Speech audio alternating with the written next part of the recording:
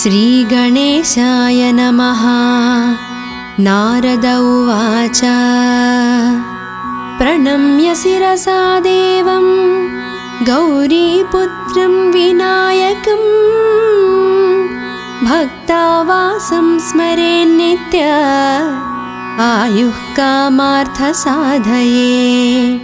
प्रथमं वक्रतुण्डं च एकदन्तं द्वितीयकं तृतीयं कृष्णपिङ्गाक्षं गजवक्त्रं चतुर्धकं लम्बोदरं पञ्चमं च षष्ठं विकटमेव च सप्तमं विघ्नराजेन्द्रं च धूम्रवर्णं तथाष्टमं नवमं भालचन्द्रं च दशमं तु विनायकम् एकदंसं गणपतिं द्वादशं तु गजाननं द्वादशैतानि नामानि त्रिसन्ध्यं यः पठेन्नरः न च विघ्नभयं तस्य सर्वसिद्धिकरं प्रभो।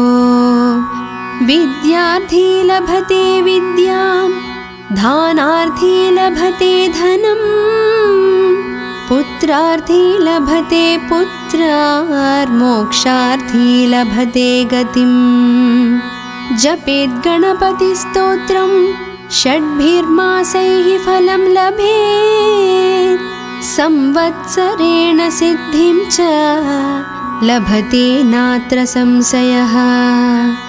अष्टभ्यो ब्राह्मणेभ्यश्च लिखित्वा यः समर्पयेत् तस्य विद्या भवेत् सर्वा गणेशस्य प्रसादतः।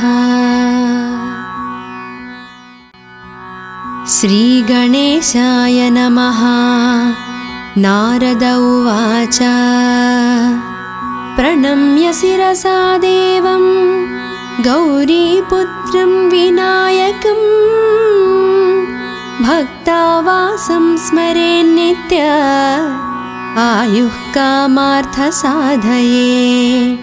प्रथमं वक्रतुण्डं च एकदन्तं द्वितीयकं तृतीयं कृष्णपिङ्गाक्षं गजवक्त्रं चतुर्धकं लम्बोदरं पञ्चमं च षष्ठं विकटमेव च सप्तमं विघ्नराजेन्द्रं च धूम्रवर्णं तथाष्टमं नवमं भालचन्द्रं च दशमं तु विनायकम् एकदंसं गणपतिं द्वादशं तु गजाननं द्वादशैतानि नामानि त्रिसन्ध्यं यः पठेन्नरः न च विघ्नभयं तस्य सर्वसिद्धिकरं प्रभो।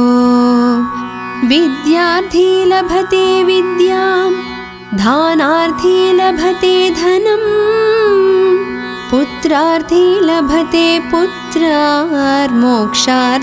लभते गतिं। जपेत् गणपतिस्तोत्रं षड्भिर्मासैः फलं लभेत् संवत्सरेण सिद्धिं च लभते नात्र संशयः। अष्टभ्यो ब्राह्मणेभ्यश्च लिखित्वा यः समर्पयेत् तस्य विद्या भवेत् सर्वा गणेशस्य प्रसादतः।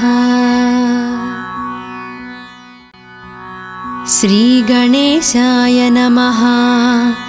नारद उवाच प्रणम्य शिरसा देवं गौरीपुत्रं विनायकं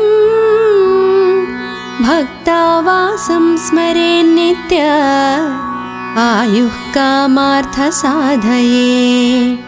प्रथमं वक्रतुण्डं च एकदन्तं द्वितीयकं तृतीयं कृष्णपिङ्गाक्षं गजवक्त्रं चतुर्धकं लम्बोदरं पञ्चमं च षष्ठं विकटमेव च सप्तमं विघ्नराजेन्द्रं च धूम्रवर्णं तथाष्टमं नवमं फालचन्द्रं च दशमं तु विनायकम् एकदंसं गणपतिं द्वादशं तु गजाननम् द्वादशैतानि नामानि त्रिसन्ध्यं यः पठेन्नरः न च विघ्नभयं तस्य सर्वसिद्धिकरं प्रभो। विद्यार्थी लभते विद्यां दानार्थी लभते धनं पुत्रार्थी लभते पुत्रार्मोक्षार्थी लभते गतिम्।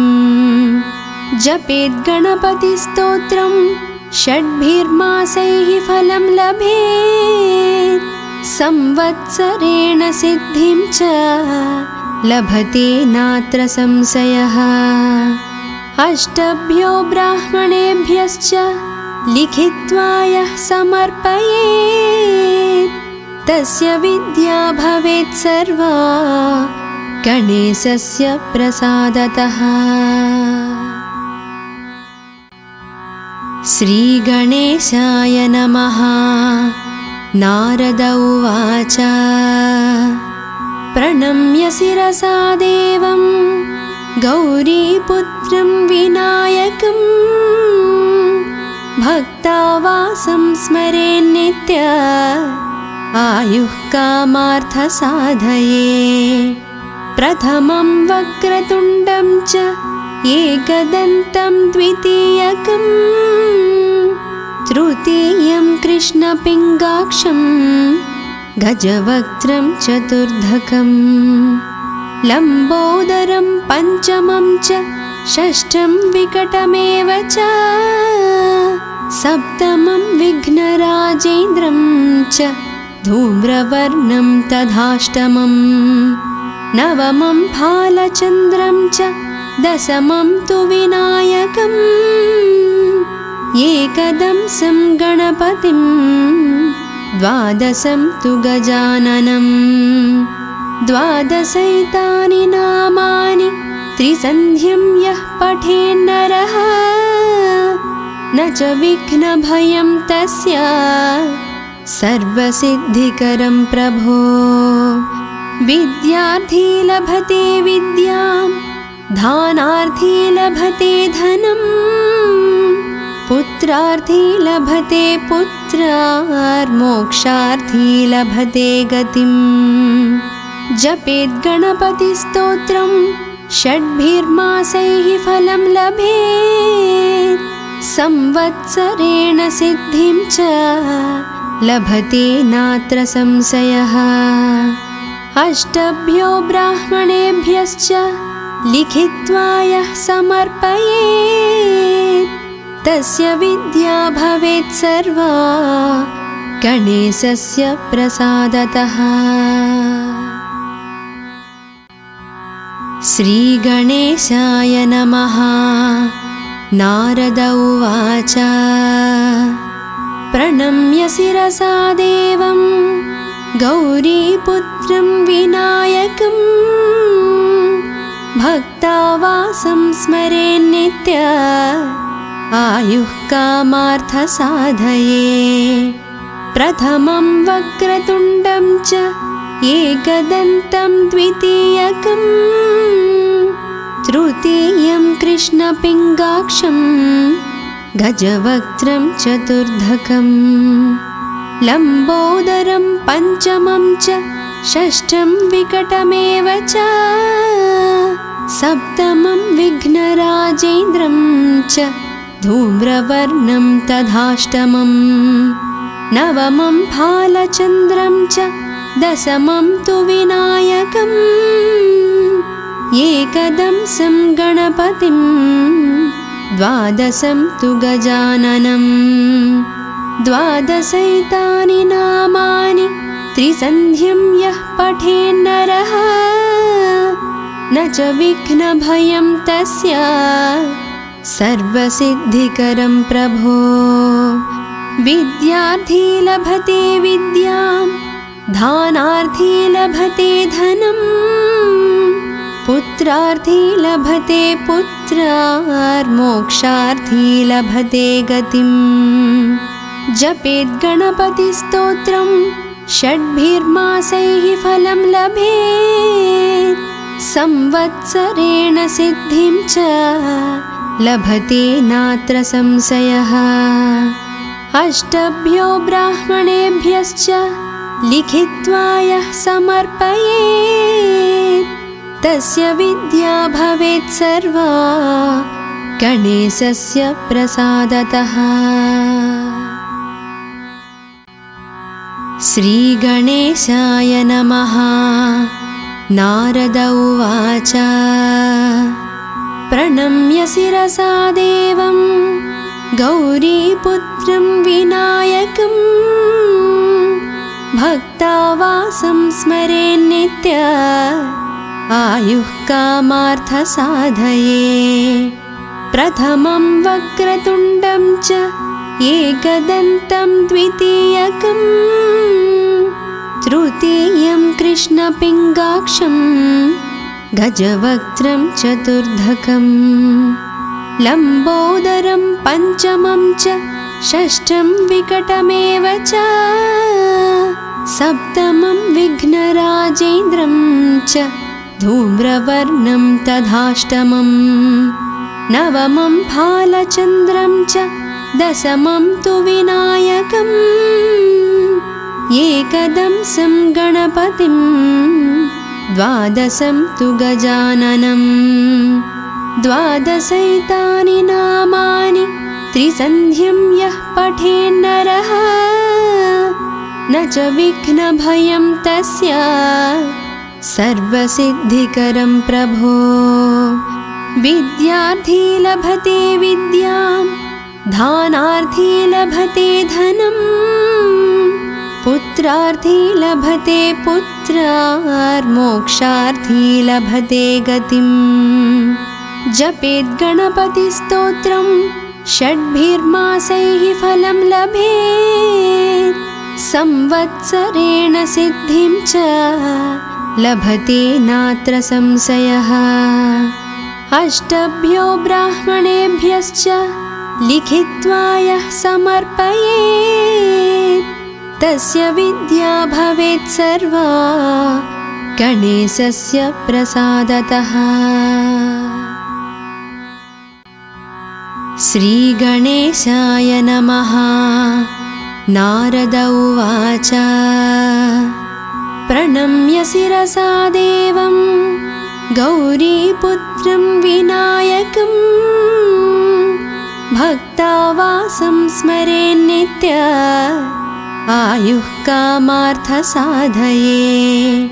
प्रथमं वक्रतुण्डं च एकदन्तं द्वितीयकं, तृतीयं कृष्णपिङ्गाक्षं गजवक्त्रं चतुर्धकं, लम्बोदरं पञ्चमं च षष्ठं विकटमेव च, सप्तमं विघ्नराजेन्द्रं च धूम्रवर्णं तथाष्टमम्, नवमं भालचन्द्रं च दशमं तु विनायकम्, एकदंसं गणपतिं द्वादशं तु गजाननम्।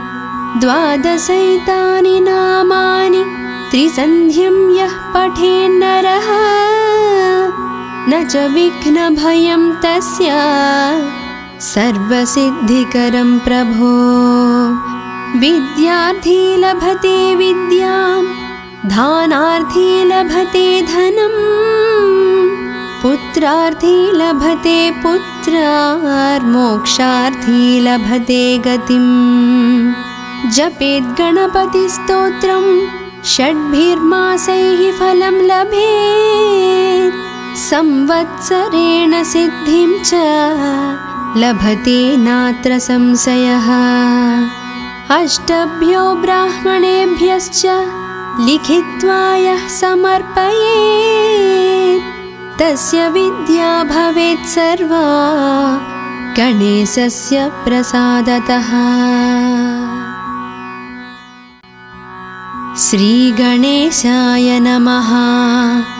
नारद उवाच प्रणम्य शिरसा देवं गौरीपुत्रं विनायकं भक्तावासं स्मरेन्नित्य आयुः कामार्थसाधये।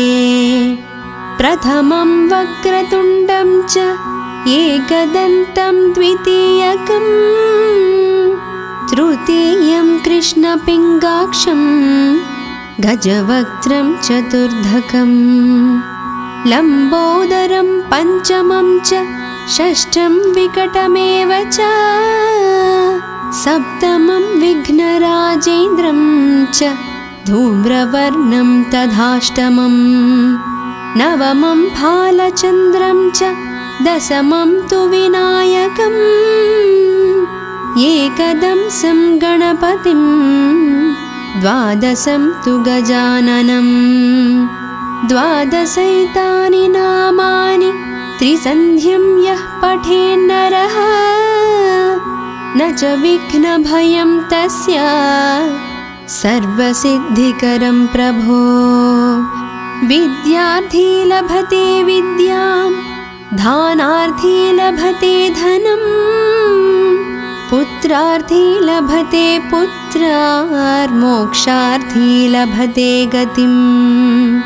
जपेत् गणपतिस्तोत्रं षड्भिर्मासैः फलं लभेत् संवत्सरेण सिद्धिं च लभते नात्र संशयः। अष्टभ्यो ब्राह्मणेभ्यश्च लिखित्वा यः समर्पयेत् तस्य विद्या भवेत् सर्वा गणेशस्य प्रसादतः। श्रीगणेशाय नमः। नारद उवाच प्रणम्य शिरसा देवं गौरीपुत्रं विनायकं भक्तावासं स्मरेन्नित्य आयुः कामार्थसाधये। प्रथमं वक्रतुण्डं च एकदन्तं द्वितीयकं तृतीयं कृष्णपिङ्गाक्षं गजवक्त्रं चतुर्धकं लम्बोदरं पञ्चमं च षष्ठं विकटमेव च सप्तमं विघ्नराजेन्द्रं च धूम्रवर्णं तथाष्टमं नवमं फालचन्द्रं च दशमं तु विनायकम् एकदंसं गणपतिं द्वादशं तु गजाननं द्वादशैतानि नामानि त्रिसन्ध्यं यः पठेन्नरः न च विघ्नभयं तस्य सर्वसिद्धिकरं प्रभो। विद्यार्थी लभते विद्यां दानार्थी लभते धनं पुत्रार्थी लभते पुत्रार्मोक्षार्थी लभते गतिं। जपेत् गणपतिस्तोत्रं षड्भिर्मासैः फलं लभेत् संवत्सरेण सिद्धिं च लभते नात्र संशयः। अष्टभ्यो ब्राह्मणेभ्यश्च लिखित्वा यः समर्पयेत् तस्य विद्या भवेत् सर्वा गणेशस्य प्रसादतः। श्रीगणेशाय नमः। नारद उवाच प्रणम्य शिरसा देवं गौरीपुत्रं विनायकं भक्तावासं स्मरेन्नित्य आयुः कामार्थसाधये।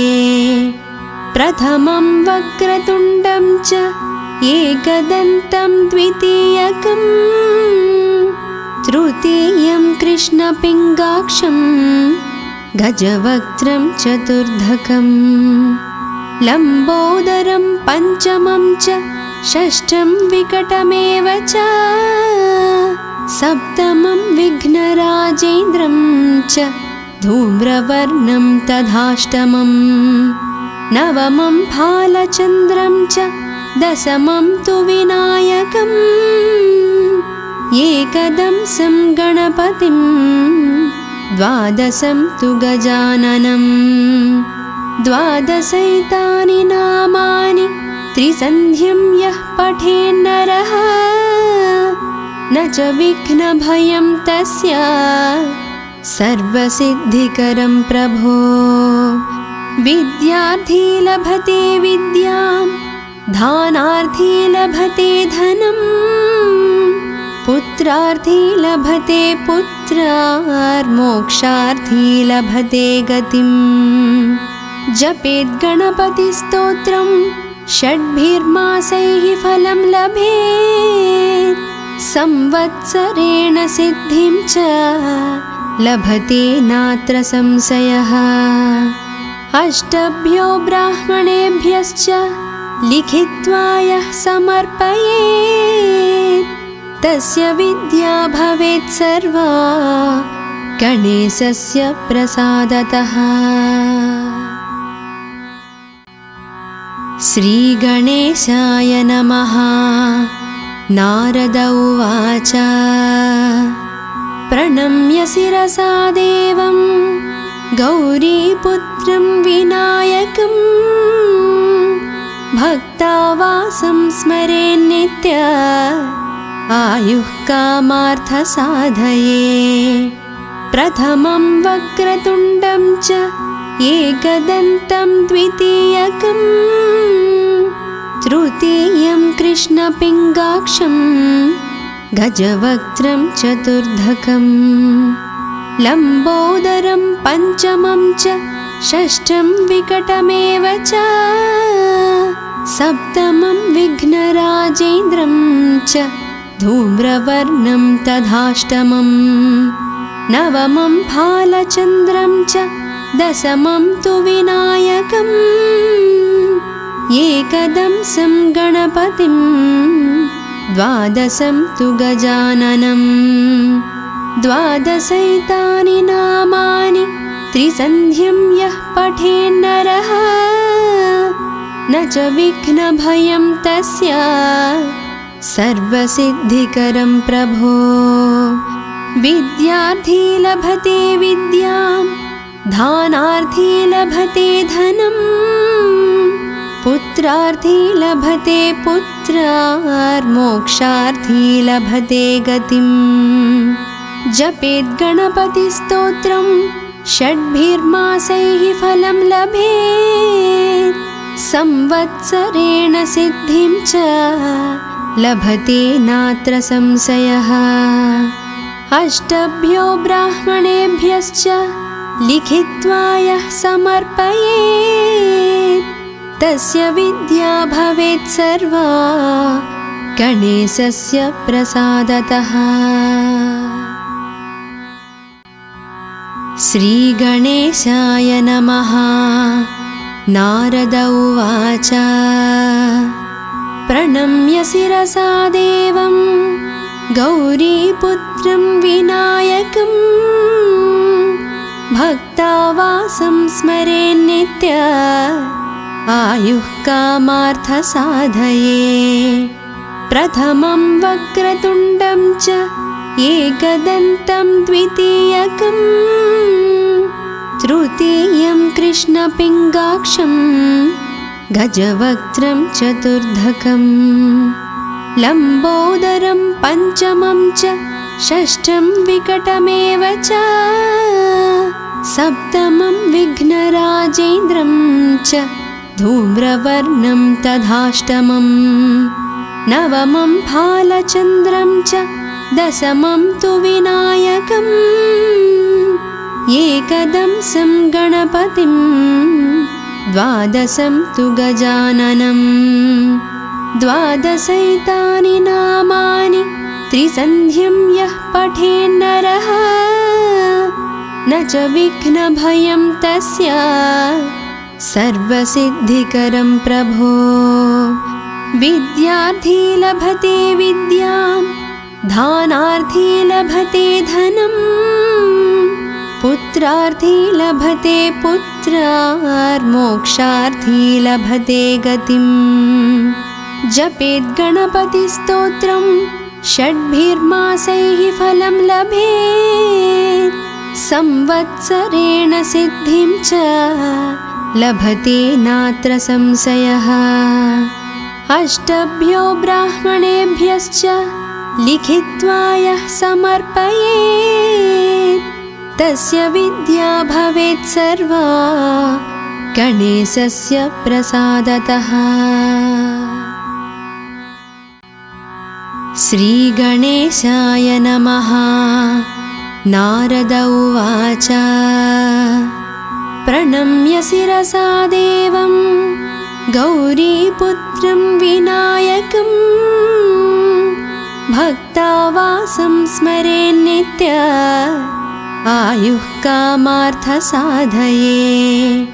प्रथमं वक्रतुण्डं च एकदन्तं द्वितीयकं तृतीयं कृष्णपिङ्गाक्षं गजवक्त्रं चतुर्धकं लम्बोदरं पञ्चमं च षष्ठं विकटमेव च सप्तमं विघ्नराजेन्द्रं च धूम्रवर्णं तथाष्टमं नवमं भालचन्द्रं च दशमं तु विनायकम् एकदंसं गणपतिं द्वादशं तु गजाननं द्वादशैतानि नामानि त्रिसन्ध्यं यः पठेन्नरः न च विघ्नभयं तस्य सर्वसिद्धिकरं प्रभो।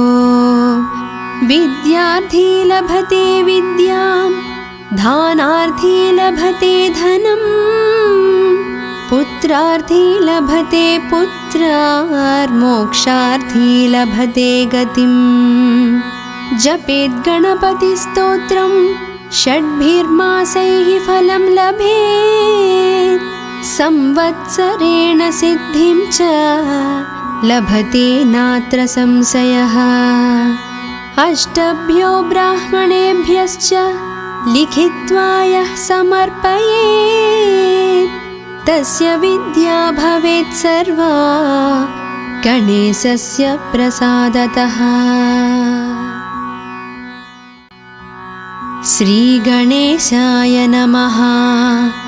नारद उवाच प्रणम्य शिरसा देवं गौरीपुत्रं विनायकं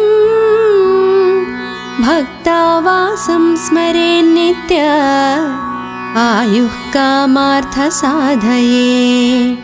प्रथमं वक्रतुण्डं च एकदन्तं द्वितीयकं तृतीयं कृष्णपिङ्गाक्षं गजवक्त्रं चतुर्धकं लम्बोदरं पञ्चमं च षष्ठं विकटमेव च सप्तमं विघ्नराजेन्द्रं च धूम्रवर्णं तथाष्टमं नवमं भालचन्द्रं च दशमं तु विनायकम् एकदंसं गणपतिं द्वादशं तु गजाननं द्वादशैतानि नामानि त्रिसन्ध्यं यः पठेन्नरः न च विघ्नभयं तस्य सर्वसिद्धिकरं प्रभो। विद्यार्थी लभते विद्यां दानार्थी लभते धनं पुत्रार्थी लभते पुत्रार्मोक्षार्थी लभते गतिम्। जपेत् गणपतिस्तोत्रं षड्भिर्मासैः फलं लभेत् संवत्सरेण सिद्धिं च लभते नात्र संशयः। अष्टभ्यो ब्राह्मणेभ्यश्च लिखित्वा यः समर्पयेत् तस्य विद्या भवेत् सर्वा गणेशस्य प्रसादतः। श्रीगणेशाय नमः। नारद उवाच प्रणम्य शिरसा देवं गौरीपुत्रं विनायकं भक्तावासं स्मरेन्नित्य आयुः कामार्थसाधये। प्रथमं वक्रतुण्डं च एकदन्तं द्वितीयकं तृतीयं कृष्णपिङ्गाक्षं गजवक्त्रं चतुर्धकं लम्बोदरं पञ्चमं च षष्ठं विकटमेव च सप्तमं विघ्नराजेन्द्रं च धूम्रवर्णं तथाष्टमं नवमं भालचन्द्रं च दशमं तु विनायकम् एकदंसं गणपतिं द्वादशं तु गजाननं द्वादशैतानि नामानि त्रिसन्ध्यं यः पठेन्नरः न च विघ्नभयं तस्य सर्वसिद्धिकरं प्रभो। विद्यार्थी लभते विद्यां दानार्थी लभते धनं पुत्रार्थी लभते पुत्रार्मोक्षार्थी लभते गतिं। जपेत् गणपतिस्तोत्रं षड्भिर्मासैः फलं लभेत् संवत्सरेण सिद्धिं च लभते नात्र संशयः। अष्टभ्यो ब्राह्मणेभ्यश्च लिखित्वा यः समर्पयेत् तस्य विद्या भवेत् सर्वा गणेशस्य प्रसादतः। श्रीगणेशाय नमः। नारद उवाच प्रणम्य शिरसा देवं गौरीपुत्रं विनायकं भक्तावासं स्मरेन्नित्य आयुः कामार्थसाधये। प्रथमं वक्रतुण्डं च एकदन्तं द्वितीयकं तृतीयं कृष्णपिङ्गाक्षं गजवक्त्रं चतुर्धकं लम्बोदरं पञ्चमं च षष्ठं विकटमेव च सप्तमं विघ्नराजेन्द्रं च धूम्रवर्णं तथाष्टमं नवमं भालचन्द्रं च दशमं तु विनायकम् एकदंसं गणपतिं द्वादशं तु गजाननं द्वादशैतानि नामानि त्रिसन्ध्यं यः पठेन्नरः न च विघ्नभयं तस्य सर्वसिद्धिकरं प्रभो। विद्यार्थी लभते विद्यां दानार्थी लभते धनं पुत्रार्थी लभते पुत्रार्मोक्षार्थी लभते गतिं। जपेत् गणपतिस्तोत्रं षड्भिर्मासैः फलं लभेत् संवत्सरेण सिद्धिं च लभते नात्र संशयः। अष्टभ्यो ब्राह्मणेभ्यश्च लिखित्वा यः समर्पयेत् तस्य विद्या भवेत् सर्वा गणेशस्य प्रसादतः। श्रीगणेशाय नमः। नारद उवाच प्रणम्य शिरसा देवं गौरीपुत्रं विनायकं भक्तावासं स्मरेन्नित्य आयुः कामार्थसाधये। प्रथमं वक्रतुण्डं च एकदन्तं द्वितीयकं तृतीयं कृष्णपिङ्गाक्षं गजवक्त्रं चतुर्धकं लम्बोदरं पञ्चमं च षष्ठं विकटमेव च सप्तमं विघ्नराजेन्द्रं च धूम्रवर्णं तथाष्टमं नवमं फालचन्द्रं च दशमं तु विनायकम् एकदंसं गणपतिं द्वादशं तु गजाननं द्वादशैतानि नामानि त्रिसन्ध्यं यः पठेन्नरः न च विघ्नभयं तस्य सर्वसिद्धिकरं प्रभो विद्यार्थी लभते विद्यां धानार्थी लभते धनं पुत्रार्थी लभते पुत्रार्मोक्षार्थी लभते गतिं जपेत् गणपतिस्तोत्रं षड्भिर्मासैः फलं लभेत् संवत्सरेण सिद्धिं च लभते नात्र संशयः अष्टभ्यो ब्राह्मणेभ्यश्च लिखित्वा यः समर्पयेत् तस्य विद्या भवेत् सर्वा गणेशस्य प्रसादतः। श्रीगणेशाय नमः। नारद उवाच प्रणम्य शिरसा देवं गौरीपुत्रं विनायकं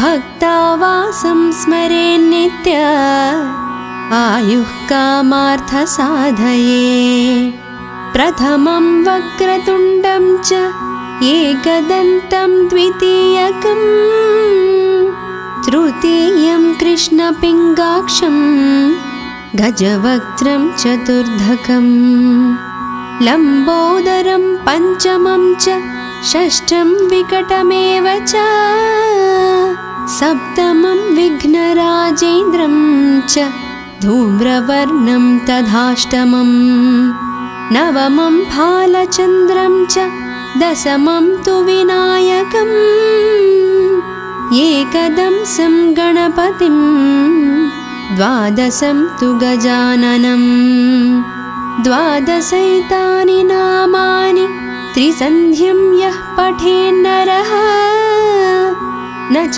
विघ्नभयं तस्य सर्वसिद्धिकरं प्रभो विद्यार्थी लभते विद्यां धानार्थी लभते धनं पुत्रार्थी लभते पुत्रार्मोक्षार्थी लभते गतिं जपेत् गणपतिस्तोत्रं षड्भिर्मासैः फलं लभेत् संवत्सरेण सिद्धिं च लभते नात्र संशयः अष्टभ्यो ब्राह्मणेभ्यश्च लिखित्वा यः समर्पयेत् तस्य विद्या भवेत् सर्वा गणेशस्य प्रसादतः। श्रीगणेशाय नमः। नारद उवाच प्रणम्य शिरसा देवं गौरीपुत्रं विनायकं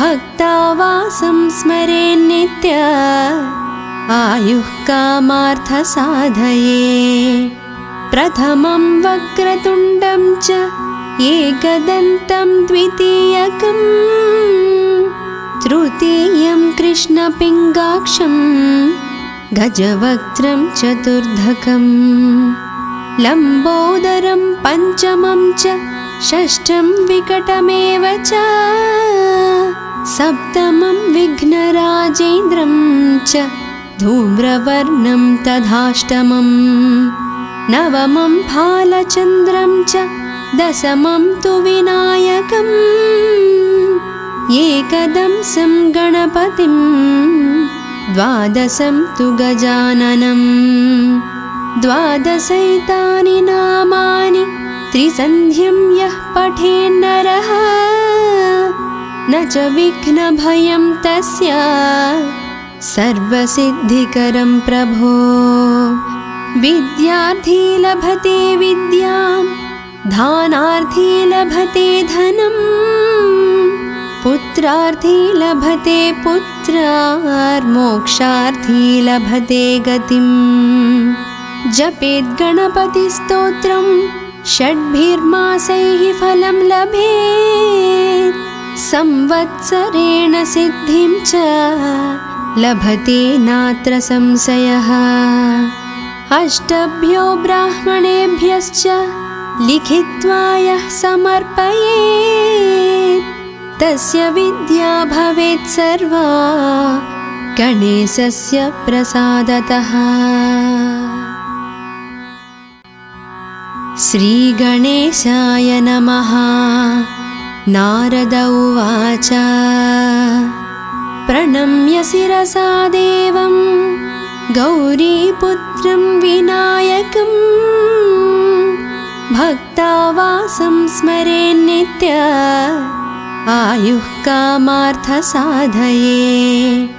प्रथमं वक्रतुण्डं च एकदन्तं द्वितीयकं तृतीयं कृष्णपिङ्गाक्षं गजवक्त्रं चतुर्धकं लम्बोदरं पञ्चमं च षष्ठं विकटमेव च सप्तमं विघ्नराजेन्द्रं च धूम्रवर्णं तथाष्टमं नवमं भालचन्द्रं च दशमं तु विनायकम् एकदंसं गणपतिं द्वादशं तु गजाननं द्वादशैतानि नामानि त्रिसन्ध्यं यः पठेन्नरः न च विघ्नभयं तस्य सर्वसिद्धिकरं प्रभो।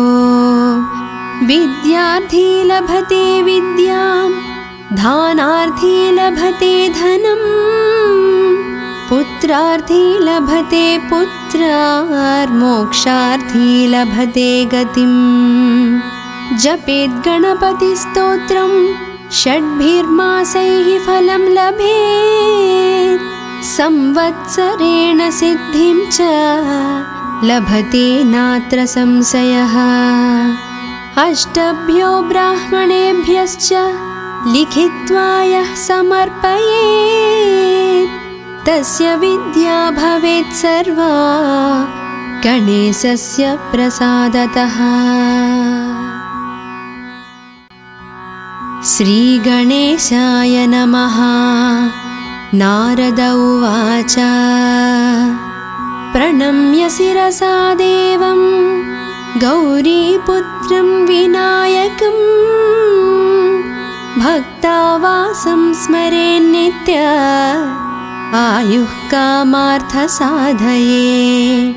प्रथमं वक्रतुण्डं च एकदन्तं द्वितीयकं तृतीयं कृष्णपिङ्गाक्षं गजवक्त्रं चतुर्धकं लम्बोदरं पञ्चमं च षष्ठं विकटमेव च सप्तमं विघ्नराजेन्द्रं च धूम्रवर्णं तथाष्टमं नवमं भालचन्द्रं च दशमं तु विनायकम् एकदंसं गणपतिं द्वादशं तु गजाननं द्वादशैतानि नामानि त्रिसन्ध्यं यः पठेन्नरः न च विघ्नभयं तस्य सर्वसिद्धिकरं प्रभो।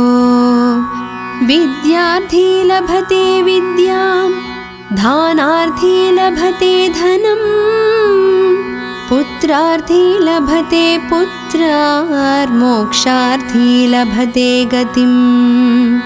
जपेद् गणपतिस्तोत्रं षड्भिर्मासैः फलं लभेत् संवत्सरेण सिद्धिं च लभते नात्र संशयः।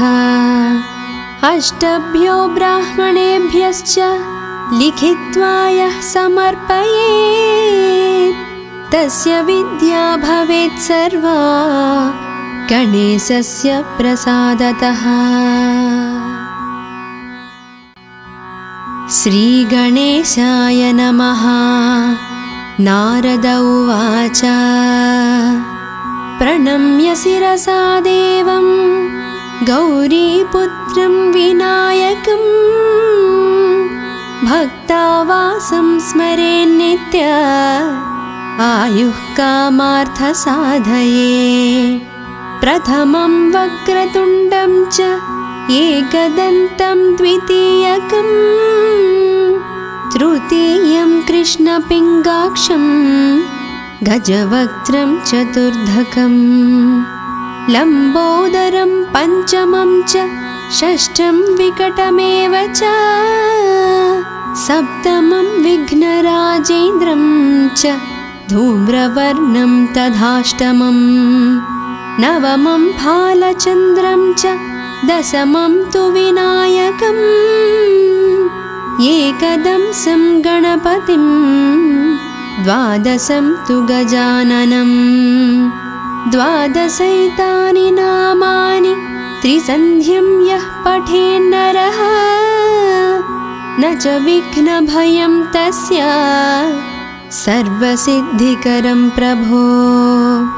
विद्यार्थी लभते विद्यां दानार्थी लभते धनं पुत्रार्थी लभते पुत्रार्मोक्षार्थी लभते गतिं। जपेत् गणपतिस्तोत्रं षड्भिर्मासैः फलं लभेत् संवत्सरेण सिद्धिं च लभते नात्र संशयः। अष्टभ्यो ब्राह्मणेभ्यश्च लिखित्वा यः समर्पयेत् तस्य विद्या भवेत् सर्वा गणेशस्य प्रसादतः। श्रीगणेशाय नमः। नारद उवाच प्रणम्य शिरसा देवं गौरीपुत्रं विनायकं भक्तावासं स्मरेन्नित्य आयुः कामार्थसाधये। प्रथमं वक्रतुण्डं च एकदन्तं द्वितीयकं तृतीयं कृष्णपिङ्गाक्षं गजवक्त्रं चतुर्धकं लम्बोदरं पञ्चमं च षष्ठं विकटमेव च सप्तमं विघ्नराजेन्द्रं च धूम्रवर्णं तथाष्टमं नवमं फालचन्द्रं च दशमं तु विनायकम् एकदंसं गणपतिं द्वादशं तु गजाननं द्वादशैतानि नामानि त्रिसन्ध्यं यः पठेन्नरः न च विघ्नभयं तस्य सर्वसिद्धिकरं प्रभो। विद्यार्थी लभते विद्यां दानार्थी लभते धनं पुत्रार्थी लभते पुत्रार्मोक्षार्थी लभते गतिं। जपेत् गणपतिस्तोत्रं षड्भिर्मासैः फलं लभेत् संवत्सरेण सिद्धिं च लभते नात्र संशयः।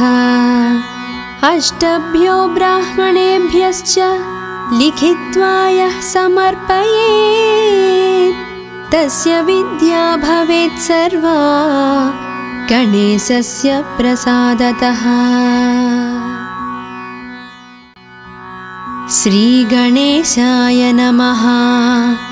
नारद उवाच प्रणम्य शिरसा देवं गौरीपुत्रं विनायकं भक्तावासं स्मरेन्नित्य आयुः कामार्थसाधये प्रथमं वक्रतुण्डं च एकदन्तं द्वितीयकं तृतीयं कृष्णपिङ्गाक्षं गजवक्त्रं चतुर्धकं लम्बोदरं पञ्चमं च षष्ठं विकटमेव च सप्तमं विघ्नराजेन्द्रं च धूम्रवर्णं तथाष्टमं नवमं भालचन्द्रं च दशमं तु विनायकम् एकदंसं गणपतिं द्वादशं तु गजाननं द्वादशैतानि नामानि त्रिसन्ध्यं यः पठेन्नरः न च विघ्नभयं तस्य सर्वसिद्धिकरं प्रभो विद्यार्थी लभते विद्यां दानार्थी लभते धनं पुत्रार्थी लभते पुत्रार्मोक्षार्थी लभते गतिम् जपेत् गणपतिस्तोत्रं षड्भिर्मासैः फलं लभेत् संवत्सरेण सिद्धिं च लभते नात्र संशयः अष्टभ्यो ब्राह्मणेभ्यश्च लिखित्वा यः समर्पयेत् तस्य विद्या भवेत् सर्वा गणेशस्य प्रसादतः। श्रीगणेशाय नमः। नारद उवाच प्रणम्य शिरसा देवं गौरीपुत्रं विनायकं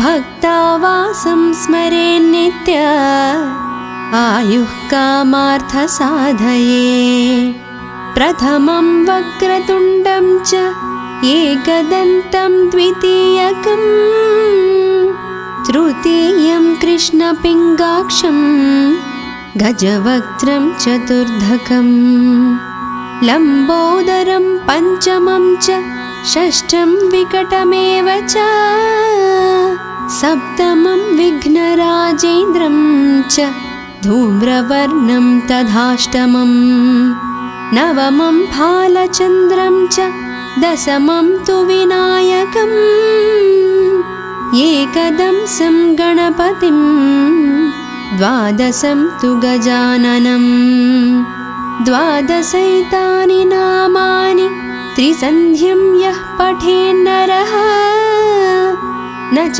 विघ्नभयं तस्य सर्वसिद्धिकरं प्रभो विद्यार्थी लभते विद्यां दानार्थी लभते धनं पुत्रार्थी लभते पुत्रार्मोक्षार्थी लभते गतिम् जपेत् गणपतिस्तोत्रं षड्भिर्मासैः फलं लभेत् संवत्सरेण सिद्धिं च लभते नात्र संशयः अष्टभ्यो ब्राह्मणेभ्यश्च लिखित्वा यः समर्पयेत् तस्य विद्या भवेत् सर्वा गणेशस्य प्रसादतः।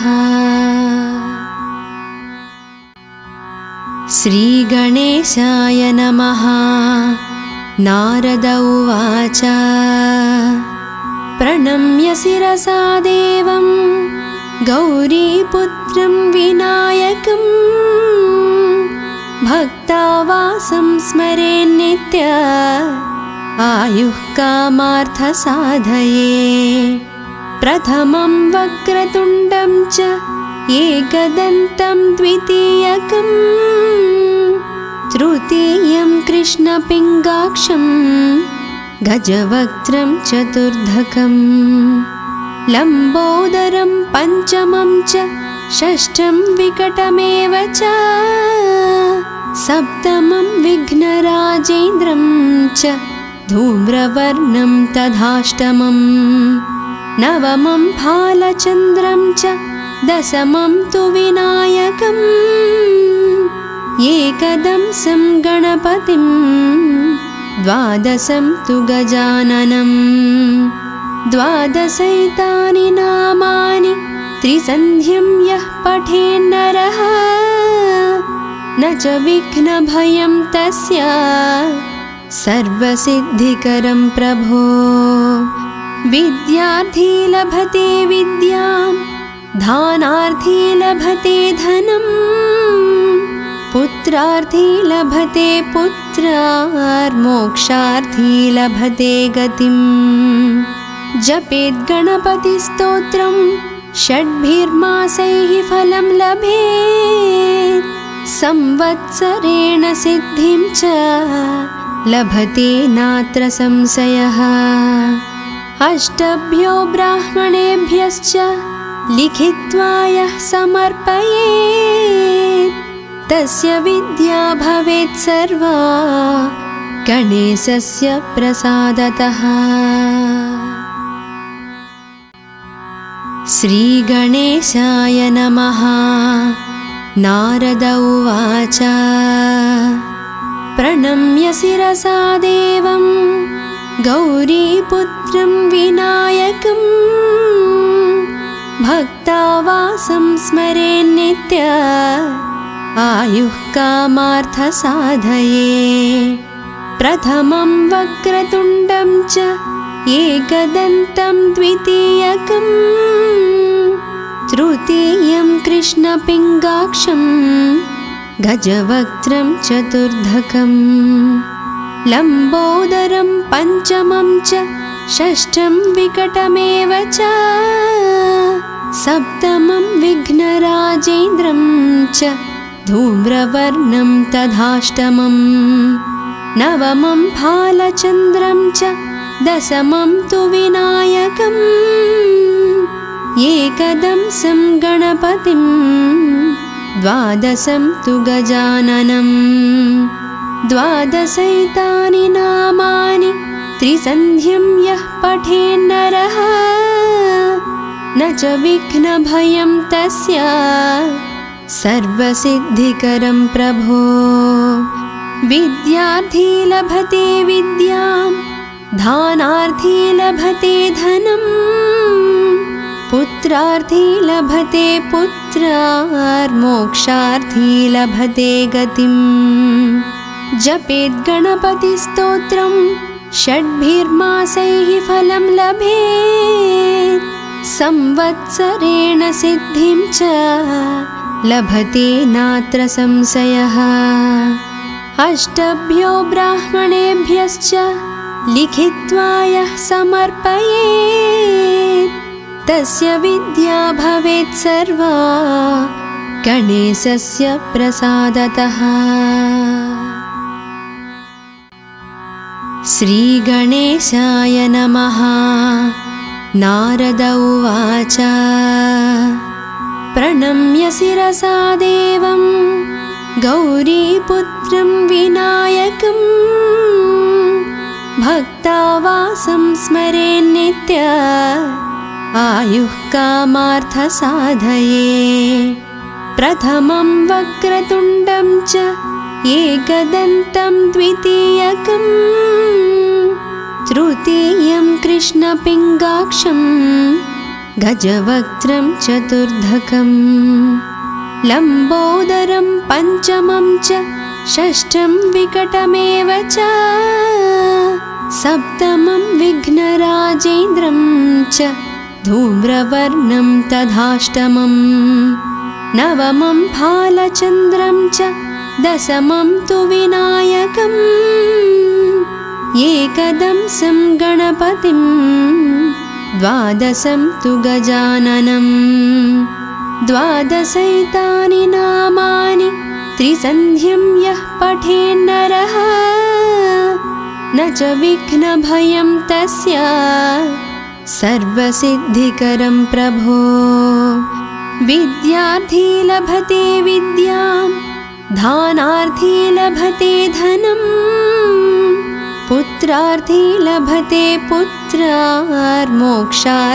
लभते गतिम् जपेद्गणपतिस्तोत्रं षड्भिर्मासैः फलं लभेत् संवत्सरेण सिद्धिं च लभते नात्र संशयः अष्टभ्यो ब्राह्मणेभ्यश्च लिखित्वा यः समर्पयेत् तस्य विद्या भवेत् सर्वा गणेशस्य प्रसादतः। श्रीगणेशाय नमः। नारद उवाच प्रणम्य शिरसा देवं गौरीपुत्रं विनायकं भक्तावासं स्मरेन्नित्य आयुः कामार्थसाधये प्रथमं वक्रतुण्डं च एकदन्तं द्वितीयकं तृतीयं कृष्णपिङ्गाक्षं गजवक्त्रं चतुर्धकं लम्बोदरं पञ्चमं च षष्ठं विकटमेव च सप्तमं विघ्नराजेन्द्रं च धूम्रवर्णं तथाष्टमं नवमं भालचन्द्रं च दशमं तु विनायकम् एकदंसं गणपतिं द्वादशं तु गजाननं द्वादशैतानि नामानि त्रिसन्ध्यं यः पठेन्नरः न च विघ्नभयं तस्य सर्वसिद्धिकरं प्रभो विद्यार्थी लभते विद्यां दानार्थी लभते धनं पुत्रार्थी लभते पुत्रार्मोक्षार्थी लभते गतिम् जपेद्गणपतिस्तोत्रं षड्भिर्मासैः फलं लभेत् संवत्सरेण सिद्धिं च लभते नात्र संशयः अष्टभ्यो ब्राह्मणेभ्यश्च लिखित्वा यः समर्पयेत् तस्य विद्या भवेत् सर्वा गणेशस्य प्रसादतः। श्रीगणेशाय नमः। नारद उवाच प्रणम्य शिरसा देवं गौरीपुत्रं विनायकं भक्तावासं स्मरेन्नित्य आयुः कामार्थसाधये प्रथमं वक्रतुण्डं च एकदन्तं द्वितीयकं तृतीयं कृष्णपिङ्गाक्षं गजवक्त्रं चतुर्धकं लम्बोदरं पञ्चमं च षष्ठं विकटमेव च सप्तमं विघ्नराजेन्द्रं च धूम्रवर्णं तथाष्टमं नवमं भालचन्द्रं च दशमं तु विनायकम् एकदंसं गणपतिं द्वादशं तु गजाननं द्वादशैतानि नामानि त्रिसन्ध्यं यः पठेन्नरः न च विघ्नभयं तस्य सर्वसिद्धिकरं प्रभो विद्यार्थी लभते विद्यां दानार्थी लभते धनं पुत्रार्थी लभते पुत्रार्मोक्षार्थी लभते गतिम् जपेद्गणपतिस्तोत्रं षड्भिर्मासैः फलं लभेत् संवत्सरेण सिद्धिं च लभते नात्र संशयः अष्टभ्यो ब्राह्मणेभ्यश्च लिखित्वा यः समर्पयेत् तस्य विद्या भवेत् सर्वा गणेशस्य प्रसादतः।